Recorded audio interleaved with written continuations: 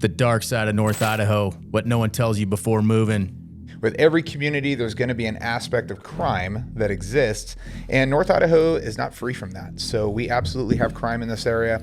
A lot of people, label North Idaho as very low crime. We obviously just did that statistic that people went nuts about. Yes, that is just a statistic that we pulled offline. We didn't make it up.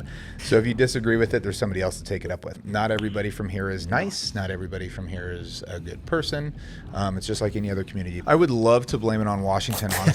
I really would. You live rural and you are 30 minutes, outside of town, depending on where the closest sheriff is. They could be south, they could be north. It depends, depending on what incidents are going on. It could be a long time for somebody to respond to your house should there be an incident that you need somebody. So keep that in mind too. When you're living rural, you're kind of on your own for a little bit. Yeah, you might be looking at 30 minutes to Easy response time. Easy. Be prepared to protect yourself and your family.